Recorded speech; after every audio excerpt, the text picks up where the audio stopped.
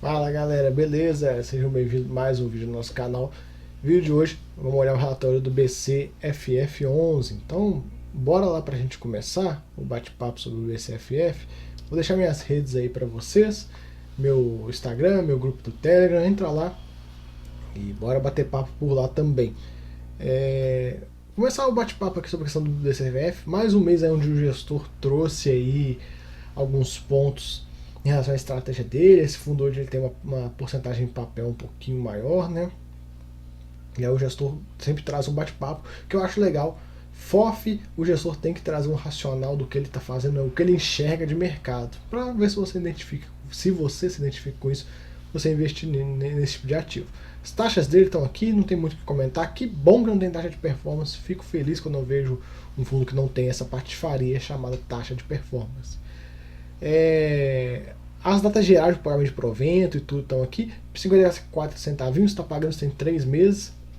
Vamos ver agora no dia 8 de abril quanto que vai vir.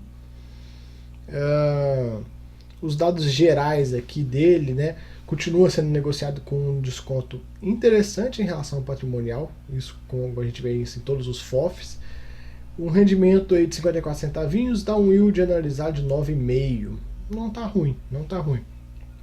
Quase 300 mil investidores, bastante gente, e uma liquidez aí de 3 milhões por dia. E hoje esse fundo ele tem FI e tem CRI no meio. Então ele tem uma diferença em relação a outros FOFs. Isso é uma coisa que vocês têm que observar também. Para você que gosta de FOF, quer ter FOF, vai montar uma carteira com uma posição com os FOFs, entenda que existem FOFs que tem só FI e existe FOF que tem CRI no meio. Os que tem CRI no meio é uma análise à parte, uma comparação à parte. Não tem como você comparar um FOF que tem só fundo imobiliário dentro dele com um FOF que tem fundo imobiliário e CRI dentro. Vai ter uma distorção aí, principalmente de yield. Então, acho interessante comparar o que é comparável.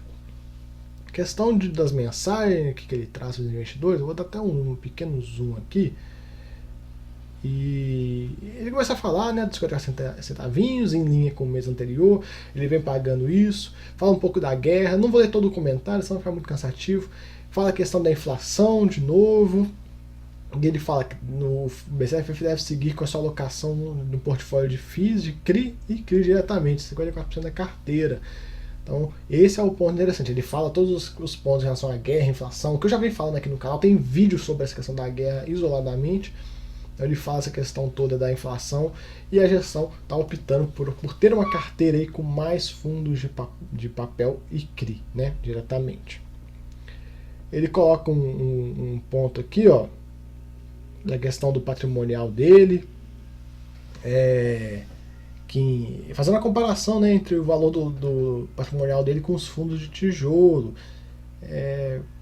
Fazendo uma comparação, né? Claro, ele traz um comentário falando que o FII de tijolo é um laudo de avaliação e no caso do FOF é o valor de mercado e tal. E ele tenta trazer o racional de investir na cota do BCFF com desconto. Ele fala a questão do duplo desconto, né? Então ele até coloca, ó. O BCFF segue negociado com deságio de 13,9% em relação à sua cota patrimonial, calculado considerando o valor de mercado de todos os FIIs que compõem seu portfólio. Porém, ao analisar a cota do fundo com base no valor patrimonial desses fundos investidos, chegamos a um desconto ainda maior de 25%, que apresenta o deságio mais significativo. Ele está falando do duplo desconto que você tem nos FOFs, né? Aquela coisa, quando você compra um FOF com desconto, qual que é a questão? Você tem um BCFF, vou usar o BCFF, mas isso é para todos os FOF. Você tem um FOF que tem um patrimonial dele a 100, ele está sendo negociado a 80, você está comprando com desconto, esse desconto de 20%. Porém, dentro dele existem fundos, e esses fundos têm outro valor. Então você cria um duplo desconto, porque um exemplo que eu dou para vocês, não que o BCFF tenha essa posição, mas usando um exemplo genérico, que o BCFF tivesse uma posição de colocar de Bresco está sendo BRCO, está sendo negociado a R$100, o VP dele é 118, então você já tem um desconto em relação ao valor do Bresco com o VP dele. Vamos colocar que o preço médio do BCFF nele tenha sido dos R$100, para facilitar um pouco a análise para a gente. Beleza, então a gente tem lá a posição com esse desconto de 18%. E o preço médio dele de 100, a cota 100. Então não tá, teoricamente não está jogando o VP do BCFF para baixo. Mas dentro do bolo do BCFF, você tem várias posições que estão descontadas em relação ao preço médio dele e também em relação ao mercado. Ok, isso jogou o VP do BCFF, que era 100, para menos, para 70, para 80, não importa. Lembrando, galera, são valores genéticos que eu vou explicar.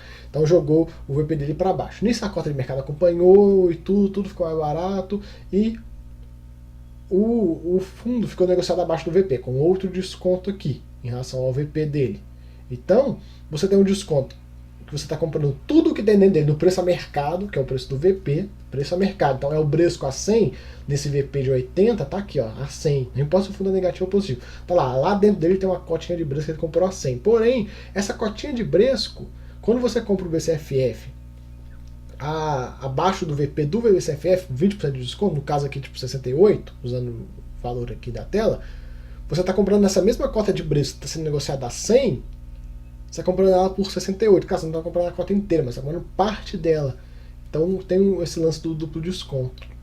E aí quando essas tudo subir e o fundo chegar no VP, a cotação chegar no VP, o próprio VP dele subir e voltar para o patamar anterior, vai tudo subir e você vai ganhar duas vezes, assim. É um ganho de capital que você pode ganhar quando você tem um FOF aí bem descontado. E a hora de se comprar FOF é quando você tem esse tipo de desconto. Imagina o cenário contrário, de quem comprou o FOF lá em cima com ágio, que já é um absurdo, pagar ágio no FOF, e agora ele está com um deságio gigantesco. Tudo que o cara comprou lá está mais caro do que está hoje no mercado, então não valeu a pena. Por isso que você não pode comprar FOF com PVP acima de 1.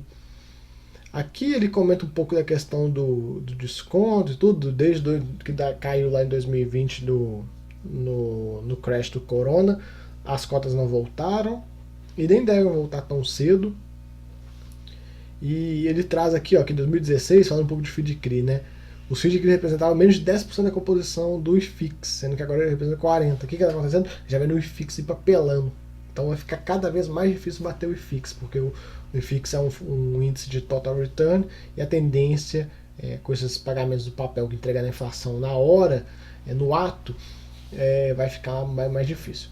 Nesse ponto aqui ele traz um pouco do desconto patrimonial por segmento, e eu até marquei, ó, fundo de fundos, os FOFs, shoppings e lajes são os mais descontados hoje aí que a gente tem. E o FOF ainda tem um ponto interessante que o dividend yield é bem alto, por causa do desconto, né? É um ponto a se comentar aí. Essa questão, compra o FOF barato, daqui a pouco, quando a Selic voltar a cair, tudo isso também serve para os tijolos, mas para o FOF também, as cotas vão se ajustar para cima, e aí você tem um ganho de capital muito grande. Lembrando, galera, eu não sou muito fã de ficar fazendo isso. Tipo, eu não entraria num FOF pensando em ganho de capital para ganhar lá na frente. Eu prefiro ter minha carteira aqui, fazer meu buy and hold e não ficar fazendo muito giro. Aqui ele explica um pouco da alocação do fundo, ó. 54% em FII de CRI e CRI, 25% laje, 10% em contrato atípico, shoppings, caixa e outros.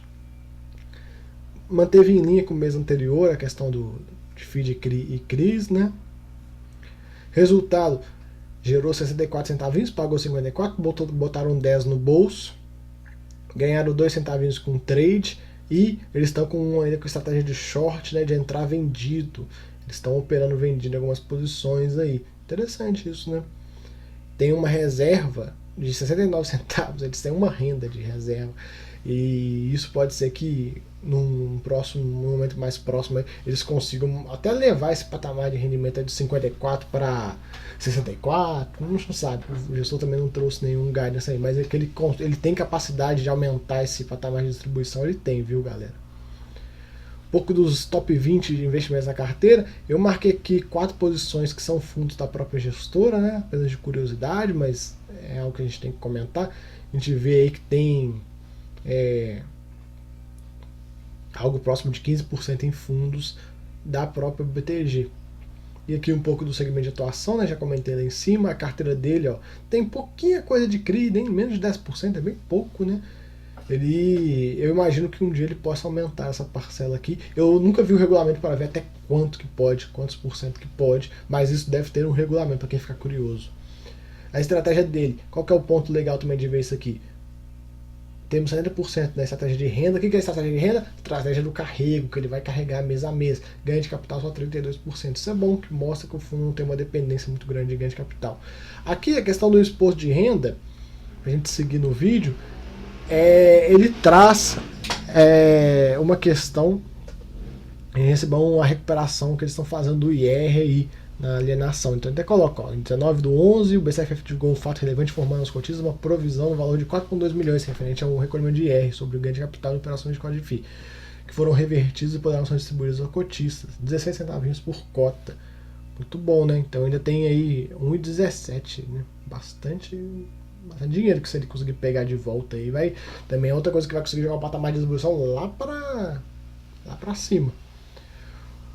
Um pouco da questão da demonstração de resultados dele, e eu marquei só o que é ganho de capital, só pra gente ver que em relação à receita total é bem pouquinho, não é um valor muito vultoso aí, e isso é bom de analisar porque essa é a parte não recorrente do resultado do fundo. Então, se você vê aí que a parte de ganho de capital não está tendo valores muito vultosos, é bom.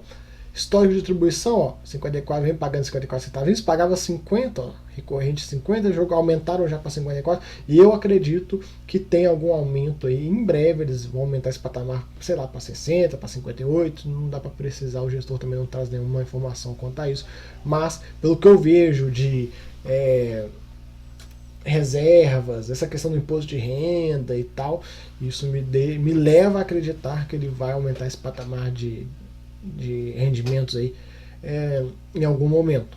Também não consigo falar para vocês quando vai ser, pode ser que seja mês que vem, pode ser que seja no outro, não dá para falar. Mas a partir do momento que ele aumentar, a gente já consegue ver que ele vai manter, ele está conseguindo manter um patamar, e eu acredito sim que ele consiga aí chegar em algo próximo dos seus 58, 60 centavinhos. Eu vou observando. Quem assiste meu canal vai ver, vai ter vídeo dele praticamente todo mês aí, e aí a gente vai acompanhando e vai vendo aí como é que tá, para onde é que tá indo o resultado. Fechou, galera? Então fica aí o vídeo. Qualquer sinalização que eu tenha também de aumentos de rendimentos eu trago para vocês, até para a galera se antecipar a um possível aumento, para sabe como é que é, né? Sobe a renda, sobe a cota. Então você tem que se antecipar. Se eu enxergar alguma coisa nesse sentido, eu falo aqui com vocês. Fechou? Fica aí o vídeo, espero que vocês tenham gostado. Até a próxima. Fui!